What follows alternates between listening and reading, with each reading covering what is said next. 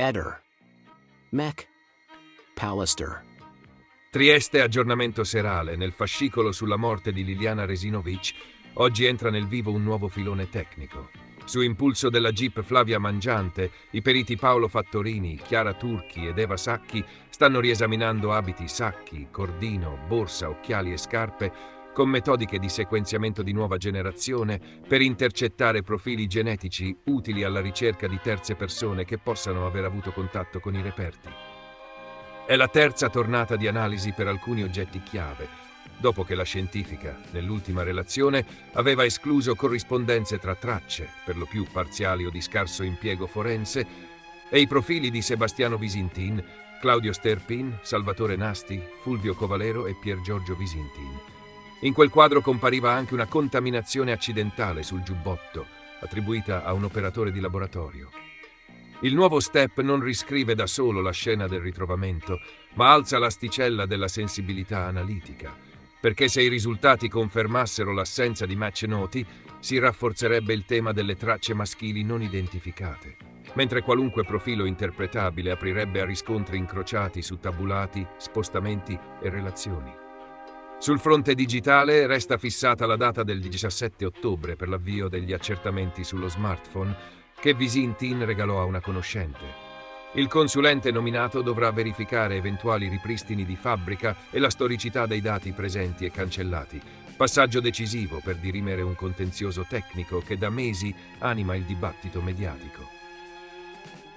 Nel frattempo, in giornata sono arrivate nuove dichiarazioni pubbliche di Claudio Sterpin, dai toni polemici verso Visintin. Parole che rimbalzano nel circuito dell'opinione, ma che al momento non si traducono in atti giudiziari nuovi, con l'attenzione investigativa concentrata proprio sugli esami biologici e sugli approfondimenti informatici già calendarizzati. Siccome Sebastiano non ti ricordi bene quello che è successo il 14, hai provato a ripercorrere un po' tutto per chiarirti le idee. La parte più difficile è stata quando siamo stati sul posto dove è stato ritrovato il corpo di Liliana. Io sono stato pochissime volte lì, mi ricordo la prima volta col mio avvocato oltre un anno da quando è stato ritrovato il corpo.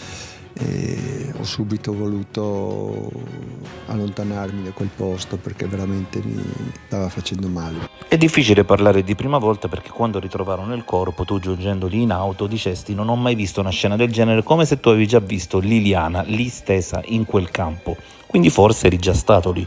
Questa mi ricordo è una delle prime macchine che usavo, fargli vedere Lipizza, che è stato veramente un posto dove Liliana mi chiedeva spesso di andare, andavamo anche in bicicletta in quelle zone lì. Sono sereno, tranquillo, vado avanti per la mia strada, se vogliono sentirmi, se vogliono avere qualche delucidazione. Meglio che me la tengo perché sennò sparlerei, non voglio sparlare di Sebastiano per l'amor di Dio, ma io sono convintissimo che lui continua a recitare un ruolo che non gli compete ormai più, secondo me. Gli compete esclusivamente perché è il vedovo di Liliana, giustamente la legge glielo consente, anzi, per cui niente da dire. Però se uno ha seguito da lontano o da vicino ancora meglio i suoi comportamenti immediatamente dopo che Liliana è scomparsa, perfino prima di essere trovata, ecco, potrebbe rendersi conto di quanto lui abbia sofferto della sparizione e morte di Liliana. Io vorrei che qualcuno si prendesse la briga di rivedere il suo modo di fare, comportamenti, parole, tutto, nei tempi immediatamente seguenti. È chiaro che dopo ha dovuto entrare nella parte del vedovo. Inizio se ne fregava altamente di Liliana, ma vi siete dimenticati che stava regalando tutte le sue come un uomo.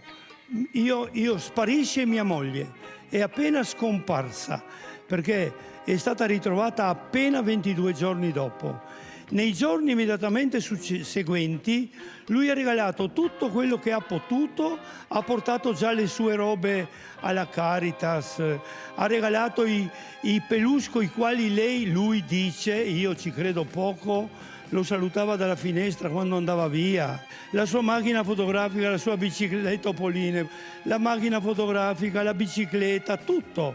Se Liliana tornava dopo 4 giorni, 6, 8, come io speravo, perché mi aveva detto male che mi vada, mi rifugio da parte di qualche cugina, ne ha un paio, in Istria, Slovenia, eccetera, intendo come modo di allontanarsi da casa, si intende, ecco. Allora lei era appena scomparsa, intanto hanno dovuto dirgli altri che era scomparsa, lui lo sapeva ma non se ne è reso conto. Lui ha recitato la parte Liliana, se era scomparsa da una cugina o da qualsiasi altra parte, avrebbe fatto di tutto per telefonarmi e tranquillizzarmi.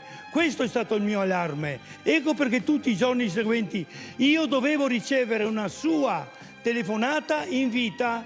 Nel momento in cui non è arrivata, io sono partito. Non era da lei scomparire senza avvertirmi. Punto.